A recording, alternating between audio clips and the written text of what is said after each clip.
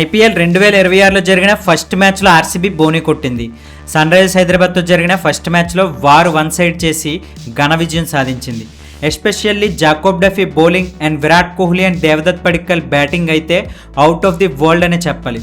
So అసలు మ్యాచ్లో ఏం జరిగింది, ఆర్సీబీ ఎక్కడ పైచే సాధించింది అండ్ ఎస్ఆర్హెచ్ ఎక్కడ డౌన్వర్డ్ అయింది అండ్ క్లాస్ అండ్ క్యాచ్ అవుటా నాట్ అవుటా తెలుసుకుందాం. సో టాస్ గెలిచి RCB captain Rajat Patidar bowling ఎంచుకున్నాడు, which is the right thing to do. So first bowling start చేసిన ఆర్సీబీకి అభిషేక్ ఆడిన సెకండ్ బాల్ 6 పంపించి మంచి స్టార్ట్ ఇచ్చాడు అనుకునే లోపే RCB gold man Jacob Duffy out చేశాడు. The destructive pair Abhishek Sharma and త్రవ్యసెట్ ఇద్దరిని ఒకే ఓవర్లో అవుట్ చేసి జాకోబ్ డఫీ ఆర్సీబీకి మంచి స్టార్ట్ ఇచ్చాడు. ఇక్కడ మెచ్చుకోవాల్సిన విషయం ఏంటంటే ఈ 2 వికెట్స్కి కేవలం డఫీకి మాత్రమే కాదు, భువీకి కూడా క్రెడిట్ ఇవ్వాలి. ఎందుకంటే బోత్ డఫీ అండ్ భువీ ఒక ప్లాన్తో వచ్చారు. బోత్ ఓపెనర్స్కి వాళ్ళ బ్యాట్ని స్వింగ్ చేసే ఫ్రీడమ్ ఇవ్వలేదు. హిప్ లెంత్లో బౌలింగ్ చేసి బౌండరీస్ వెళ్లకుండా కట్టడి చేశారు. ఈ ఓపెనింగ్ పేర్కి బౌండరీస్ వస్తుంటే ఆ రిథం వచ్చి దాన్ని ఎక్కడికో తీసుకెళ్ళిపోతారు. కానీ ఒకవేళ ఫస్ట్ 2 to 3 ఓవర్స్లో బౌండరీస్ రాకపోయాయా వాళ్ళ రిథం పోయి అనవసరమైన షాట్స్ ట్రై చేస్తారు. సో అలా ఇద్దరు కూడా జాకోబ్ డఫీ బౌలింగ్లో అవుట్ అయ్యారు. అభిషేక్ శర్మకి అయితే హార్డ్ లెంత్లో ఒక మంచి హెడ్ లెవెల్ బౌన్సర్ వేసి అవుట్ చేశాడు అండ్ హెడ్ని హిప్ లెంత్లో బౌలింగ్ చేసి సరైన స్పాట్లో ఫీల్డర్ని పెట్టి అవుట్ చేశాడు. ఆ తర్వాత నితీష్ కుమార్ రెడ్డిని కూడా ఎక్స్ట్రా బౌన్స్ బాల్తో అవుట్ చేశాడు. సో నితీష్ కుమార్ రెడ్డి కంటిన్యూస్గా ఇలాంటి సిచ్యువేషన్స్ వచ్చినప్పుడల్లా ఫెయిల్ అవుతూనే ఉన్నాడు. I hope he will learn quickly from these things. మొత్తానికి జాకోబ్ డఫీకి అయితే ఈ మ్యాచ్ ఒక డ్రీమ్ డెబ్యూ అనే చెప్పాలి. వచ్చాడు, వరుసగా 4 ఓవర్లు వేసాడు, 3 వికెట్లు తీశాడు, సబ్అవుట్గా వెళ్ళిపోయాడు. సో ఇనీషియల్గా కొంచెం స్వింగ్ అవడంతో ఎస్ఆర్హెచ్ టాప్ ఆర్డర్ డిఫెన్స్ మోడ్లోకి వెళ్ళిపోయింది. కానీ పవర్ ప్లే తర్వాత పిచ్ బ్యాటింగ్కి చాలా బాగా అనుకూలించింది. ఇక Sunrisers captain Ishan Kishan అయితే వచ్చిన దగ్గర నుంచి ఒకే టెంపోలో బ్యాటింగ్ చేస్తూ స్కోర్ బోర్డ్ని పరుగులు పెట్టించాడు. ఎస్పెషల్లీ తను స్పిన్నర్స్ని ఎదుర్కొన్న తీరైతే చాలా అద్భుతంగా అనిపించింది.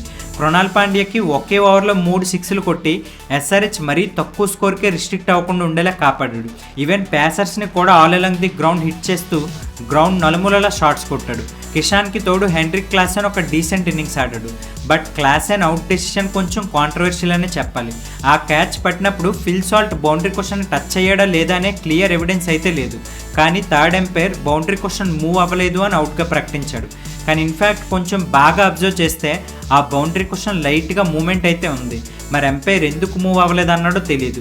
మేబీ ఆ పాయింట్ ఆఫ్ టైంలో క్లాసెన్ అవుట్ అయి ఉండకపోతే ఎస్ఆర్హెచ్ పొజిషన్ వేరేలా ఉండేదేమో. కాకపోతే ఇట్స్ ఏ ప్రొఫెషనల్ క్రికెట్, ఇలాంటివి అప్పుడప్పుడు జరుగుతూనే ఉంటాయి. వాటిని చూపించి వాటి వల్ల ఓడిపోయామని చెప్పడం కూడా కరెక్ట్ కాదు. సో క్లాసెన్ అవుట్ అయ్యాక వచ్చిన సలీల్ అరోరా మంచి షాట్స్తో తన షార్ట్ స్టైల్లో ఇంప్రెస్ చేశాడు. బట్ తను అవుట్ అయ్యింది ఒక బ్యాట్ బాల్కి. కానీ ఆ తర్వాత వచ్చిన అనికేత్ వర్మ ఆడాడు, నెక్స్ట్ లెవెల్ బ్యాటింగ్ చేశాడు. నో లుక్ షాట్స్ ఆడి చాలా ఈజీగా సిక్సర్లు కొట్టేవాడు. ఎస్పెషల్లీ రొమారియో షెపర్డ్ బౌలింగ్లో అయితే ఓచకోత కోసాడు. సో ఇషాన్ కిషన్ అండ్ అనికేత్ వర్మ మధ్య మంచి పార్ట్నర్షిప్ నడుస్తుంది అనుకున్నప్పుడు ఫిల్ సాల్ట్ పట్టిన ఒక ఎక్సలెంట్ క్యాచ్కి ఇషాన్ కిషన్ అవుట్ అయ్యాడు. మేబీ అదే మ్యాచ్కి టర్నింగ్ పాయింట్ అని నేను అనుకుంటున్నాను. ఎందుకంటే ఇషాన్ కిషన్ ఉంటే ఈజీగా ఇంకొక 15 to 20 రన్స్ అయితే వచ్చేవి. సో మొత్తానికి ఎస్ఆర్హెచ్ 20 ఓవర్స్ ముగిసేసరికి ఎలాగోలా ఆపసోపాలు పడుతూ 200 మార్క్ అయితే క్రాస్ చేశారు. కానీ మనం ప్రివ్యూలో చెప్పుకున్నాం అట్లీస్ట్ 220+ టార్గెట్ ఉంటేనే తప్ప డిఫెండ్ చేసుకోవడం కష్టమని. ఎగ్జాక్ట్లీ అదే జరిగింది. ఇక 202 రన్స్ చేసి చేయడానికి బరిలోకి దిగిన ఆర్సీబీ 2వ ఓవర్లోనే ఫిల్ సాల్ట్ వికెట్ను కోల్పోయింది. కానీ ఆ తర్వాత దేవదత్ పడిక్కల్ ఆడాడు బాస్. ప్యూర్ క్లాసికల్ సాంగ్కి ఒక మంచి మాస్ బీట్ మిక్స్ చేసి రిమిక్స్ కొడితే ఎలా ఉంటుందో అలా ఆడాడు. తను ఆడిన షాట్స్ పెద్ద పవర్ యూజ్ చేసి ఏమీ ఆడలేదు, కానీ అలవోకగా సిక్సర్లో బౌండరీలు కొట్టేవాడు. దేవదత్ పడిక్కల్ బ్యాటింగ్ చూస్తే అంత అగ్రెసివ్గా ఆడినట్టు అనిపించదు, కానీ తన స్కోర్ చూస్తే మాత్రం తన ఇన్నింగ్స్ ఒక ప్యూర్ ర్యాంపేజ్లా అనిపిస్తుంది. దేవదత్ పడిక్కల్ ఒక్కడే సింగిల్ హ్యాండెడ్లీ ఓన్లీ పవర్ ప్లేలో అపోజిషన్ నుంచి గేమ్ లాగేసుకున్నాడు. వేరే ఎండ్లో విరాట్ కోహ్లీ కూడా తన గేమ్ అవేర్నెస్ను ఉపయోగించి పవర్ ప్లేలో తను ఎక్కువగా ఆడకుండా పడిక్కల్కే స్ట్రైక్ ఇచ్చేవాడు. కానీ వన్స్ కోహ్లీ రిథం అందుకున్నాక నెక్స్ట్ లెవెల్ షాట్స్ ఆడాడు. ఎస్పెషల్లీ ఇషాన్ మలింగ బౌలింగ్లో చెక్ డ్రైవ్ ఆడిన షాట్ అయితే మ్యాచ్కే హైలైట్. అసలు ఈ భూ ప్రపంచంలో అలాంటి షాట్స్ వేరే ఎవరైనా కొట్టగలరనే సందేహం వచ్చేలా కొట్టాడు. మేబీ అలాంటి షాట్స్ ఓన్లీ విరాట్ కోహ్లీకే సొంతం. తన ఓడిఐ ఫామ్ని కంటిన్యూ చేస్తూ వింటేజ్ విరాట్ కోహ్లీని మరొకసారి మనకు చూపించాడు. సీజన్ ఓపెనింగ్ మ్యాచ్లోనే కోహ్లీ ఎలా స్టార్ట్ చేశాడంటే ఖచ్చితంగా ఇదే రిథంతో సీజన్ మొత్తం కంటిన్యూ చేస్తాడు. ఇక పడిక్కల్ అవుట్ అయ్యాక విరాట్ కోహ్లీ తన మాస్టర్ బ్రెయిన్తో క్యాలిక్యులేషన్స్ వేశాడు. ఏదేమైనా నేనైతే లాస్ట్ వరకు ఉండిపోతాను, మిగతా వాళ్ళందరూ వచ్చినట్టుగా కొట్టుకుంటూ వెళ్ళిపోండి అనే గేమ్ ప్లాన్ అయితే సెట్ చేశాడు. అండ్ దానికి తగ్గట్టుగానే ఆర్సీబీ కెప్టెన్ రజత్ పటిదార్ ఇలా వచ్చి అలా 12 బాల్స్ ఆడి 30+ రన్స్ చేసి రన్ రేట్ కోసం మ్యాచ్ని త్వరగా ఫినిష్ చేయాలనుకున్నాడు. కానీ పటిదార్ అవుట్ అయిన తర్వాత ఒక 2-3 అవర్స్ అయితే ఆర్సీబీ ఇన్నింగ్స్ స్లో అయింది. కానీ మొత్తానికి 15.4 అవర్స్లో ఆర్సీబీ చేజ్ని ఫినిష్ చేసింది. ఇక ఈ మ్యాచ్లో ఎస్ఆర్హెచ్ బౌలింగ్ గురించి ఎంత తప్పు మాట్లాడుకుంటే అంత మంచిది. ఏ బౌలర్ ఎందుకు వచ్చాడో తెలియదు, ఎందుకు అలాంటి బాల్స్ వేసేవాళ్ళో తెలియదు. ఉనద్కత్ బాగానే బౌలింగ్ చేశాడు. పెయిన్ కూడా వాట్ హీఈస్ క్యాపబుల్ ఆఫ్ అనేది తను వేసిన సెకండ్ ఓవర్లో చూపించాడు. ఆ ఓవర్లో తన బౌలింగ్ చూశాక తన ఏజ్ అండ్ ఎక్స్పీరియన్స్కి పెర్ఫెక్ట్ ఓవర్ వేసాడు అనిపించింది. కానీ మిగతా బౌలర్లంతా అసలు ఏదో బాల్ ఎక్కడో దగ్గర వెయ్యాలి కదా అని వేసినట్టు ఉంది తప్ప ఒక ప్లానింగ్ ఏం లేదు.